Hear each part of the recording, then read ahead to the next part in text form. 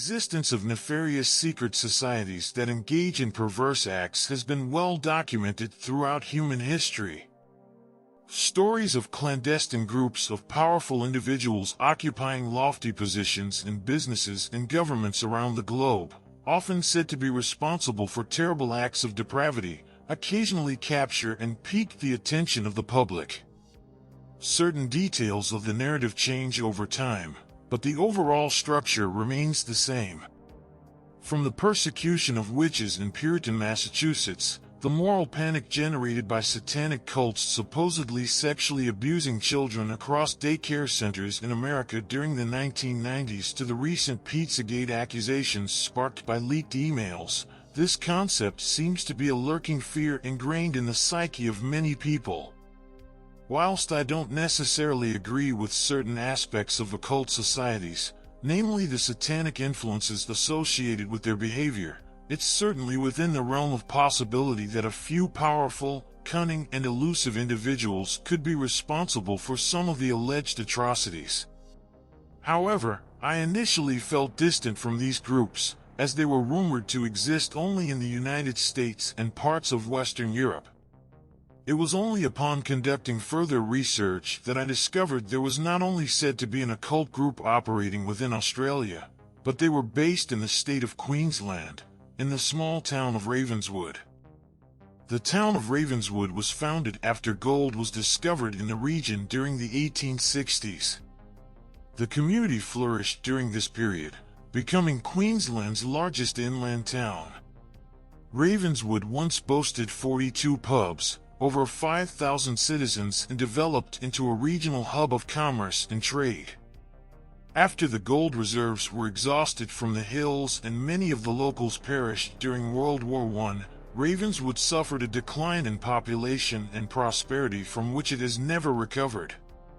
The community is now referred to by some as a ghost town due to the prevalence of abandoned buildings and mechanical equipment that stand as solemn reminders of a bygone era. It was, however, during the gold rush period that a group of people banded together to protect the community from what they perceived to be the greatest threat to their way of life. The lure of gold did not only attract people from across Australia to Ravenswood, but from across the world.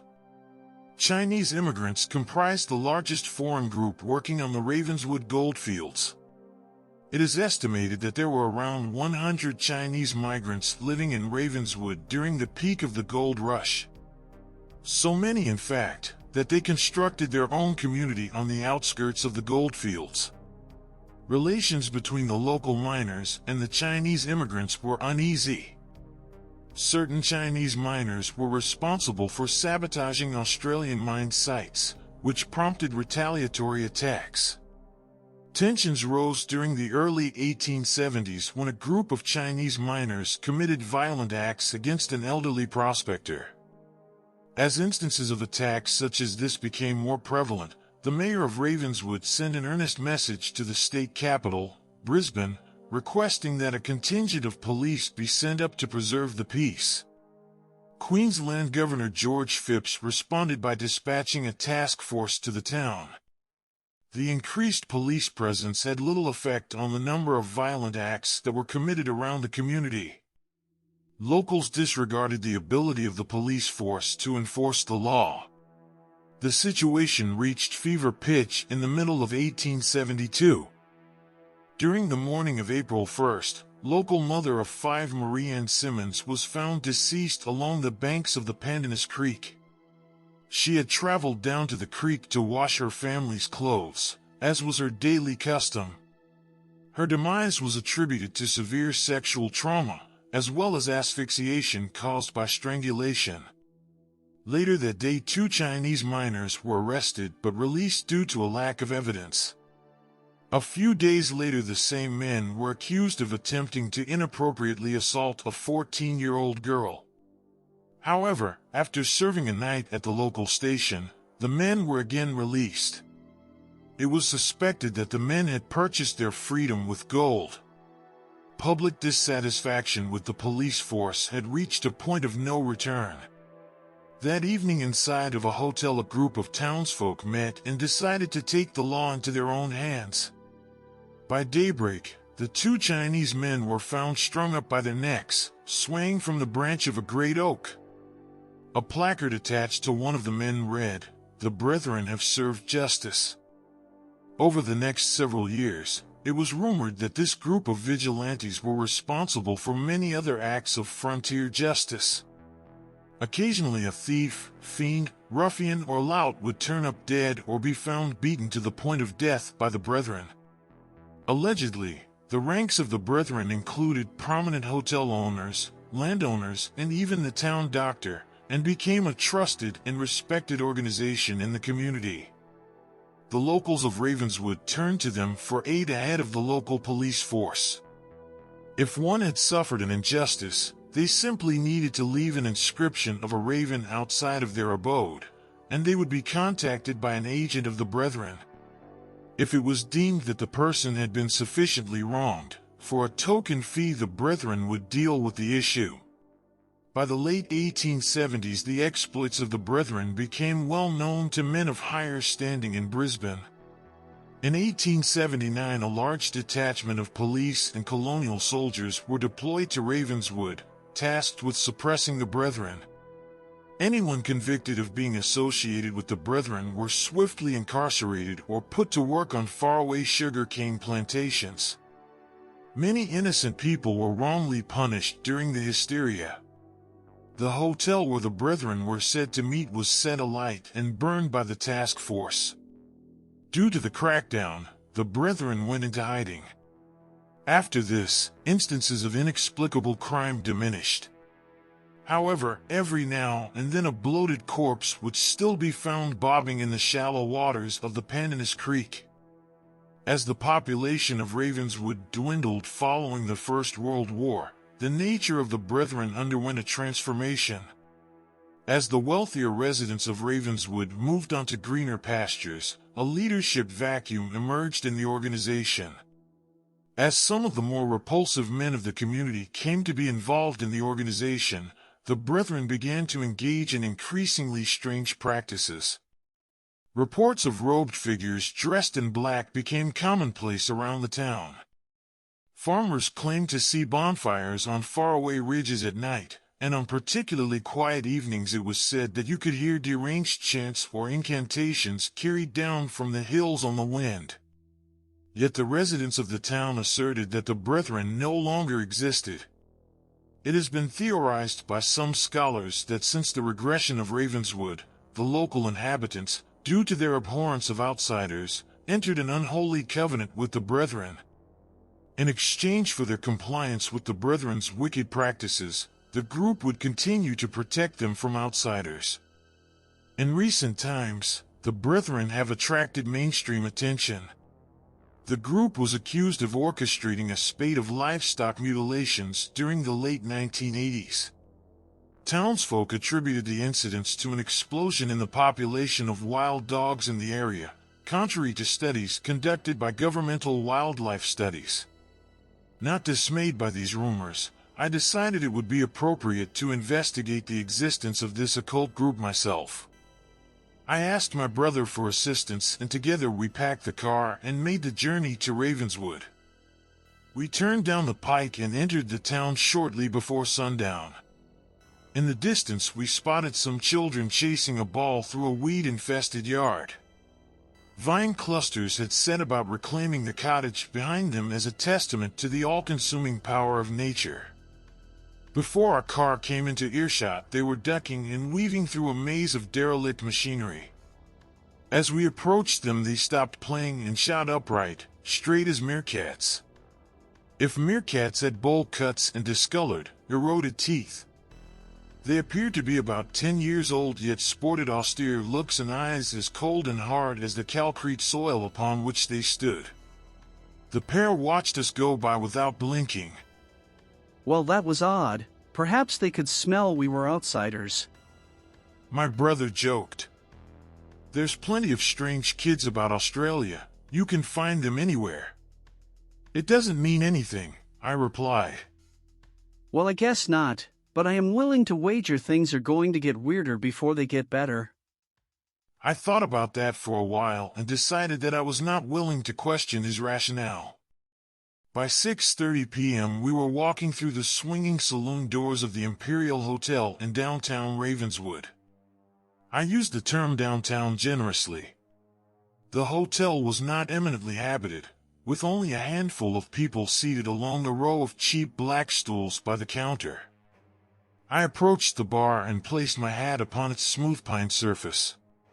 The man sitting next to me was so large that his knees were almost level with the counter. He was wearing dark clothing with a black slicker hat despite the fact it hadn't been raining. "What do you want to drink, son? Will a beer do?" the publican asked. "It's all I drink," I replied. "Good man." The publican responded, sliding a frothy glass of amber beer down the counter toward me. After taking a few swigs of beer, I summoned up the courage to ask the gentleman sitting beside me a couple of questions. "Do you live here, sir?" I asked. "Ha ha, no thank God, I'd be mad to live here, or go mad from it. I'm just stopping for the night before heading out with my Mac to Brisbane." "Why would you be mad to live here?" "Well, I'm guessing you're not blind, so you should know yourself. The place is a dump, certified tip. The people are not much better. They have, put it this way, peculiar habits." He reached into his breast pocket and withdrew a weathered pack of cigarillos. "Mind if I light up?" "No one's going to stop you, Chief." The publican responded sarcastically. He knew the enormous man wasn't asking for permission. He promptly smiled and lit the cigarillo with an engraved silver Zippo, the kind with the flick lid, and took an extended draw. He continued to speak as he exhaled. "All of us in here tonight are from out of town. John behind the counter there is from Gundawindi and took over the operation of this place a couple weeks ago. Since then the locals have stopped coming. It's like the place has been hexed or something. It used to do a roaring trade before then. I don't know if you're superstitious or have heard the ghost stories or whatever, but there is a feel to this place. Others are too afraid to talk about it, but it's like a presence follows you around wherever you go here. Like you're being watched." "Have you ever seen anything that might be associated with occult activity, bonfires, or people dressed in robes or anything like that?" I asked. The man took another draw. "No, nothing like that. Just the sensation that something bad is going to happen. Might be that they are too scared to start anything with me. Regardless, I always look over my shoulder when I stay here." He took one final drink of his beer and pirouetted around in the stool and stepped off it like he was never really sitting down. "I reckon that'll do me for tonight. You take care now, mate." With the cigarillo dangling in his mouth, he set off towards the door. "Do you wear that rain hat all the time?" I called after him. "Only when it's raining," he said as the saloon doors swung shut. Sure enough, as soon as they ceased swaying, the heavens burst and it sounded as though the hotel was being pummeled by a million tiny cannonballs. I turned to face my brother. "How did he know it was about to rain?" I asked, scratching my head. My brother stared at me in bemusement. He probably checked the weather app on his phone, you idiot. After the rain cleared, we decided to have a search around Ravenswood's most notorious hotspot for alleged Brethren activity, the abandoned Hills Faith Church. What had once been the center of peaceful religious observance in Ravenswood's heyday was reduced to cinders by state troopers during the government's occupation of the town. It had been mentioned on numerous websites I researched that the Brethren had since used the ruins as a mecca for their unholy practices. We decided to park off a ways and approach on foot. Each armed with a heavy-duty torch, we set off through the bush towards the church. We decided to travel using only the moonlight as our guide until we got closer to the site. Twisting and turning through the dampened woodland in a beleaguered pursuit of the truth. We exited the bush upon a promontory overlooking the ruins. On this point we waited to see if anything would make its presence known to us. After approximately 10 minutes of squatting in the dark, nothing moved in the scabland below bar the wind through the church's skeletal timber framework. The silence was serene yet eerie. Heart rate increasing, we descended from our watch into the murk. We lit up our torches and began scouring the area for any signs of occult activity. Bones, pieces of fabric, runes, symbols, or creeds. My brother gestured to me that he was going to search the south side of the ruins. I nodded in silent valediction. I shined the torch onto the ash shifting around my feet. Reaching down, I brushed away some detritus. Shards of ceramic. Ruined pews. Burned books scattered careless. A screech pierced the hushed night air. I turned and caught a glimpse of a barn owl flying off towards the line of trees from where we had approached. After collecting the torch from the ground, as well as my nerves, I set off deeper into the ruin. There really wasn't anything of interest around. Unless you're one of those weird and wonderful persons that considers nighttime church gazing a rich and stimulating experience. When I had all but given up hope, I heard my brother call out to me. He had found something. I sprinted towards him. He had his torch illuminating the wall in front of him. Upon it was a large illustration of a raven. It was drawn crudely in black paint, perhaps by someone who possessed a faint notion of what a raven looked like. I moved closer to the tableau. Running my finger across its wing, I discovered that some parts felt rough. There was some kind of fabric stuck underneath the paint. I scratched at the protrusion until it started to break apart. It was a coarse fabric, not cotton or wool. It looks like someone dropped a pack of Tic Tacs over here, my brother said. He bent over and picked up one of the curious white objects. Immediately after turning it in his hand, he dropped it as if it were a hot coal. Christ, oh Christ, they're teeth, human teeth, he whispered at the top of his lungs. We looked at each other and bolted from the church and didn't stop until we had burst from the trees like some crazed and harried foresters and were in the car driving home. On one of the back roads leading out to the highway, I attempted to digest everything we had just seen. You know, I gulped, blood takes on a black appearance under moonlight. And I have a suspicion as to what the fabric was. You don't need to say it, let's just get home. Coming around a bend in the highway, we were halted by the most peculiar of roadblocks. A dozen individuals, draped in long black robes, forming a chain link across the width of the road. The car screeched to a halt.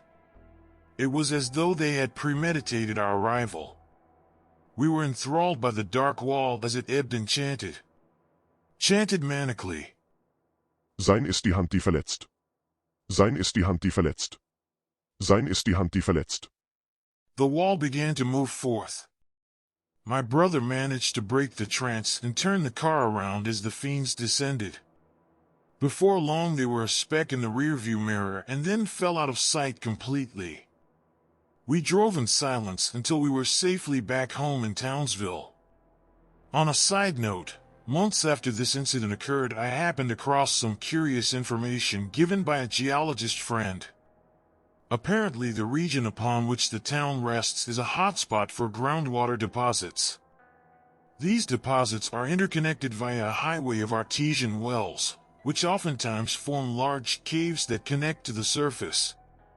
The caves below Ravenswood remain largely unexplored by scientists, but given the region's recent water crisis, there is gathering interest in sending expeditions out to survey them. But will explorers encounter more than just spring water in those deep, dark recesses? Only time will tell.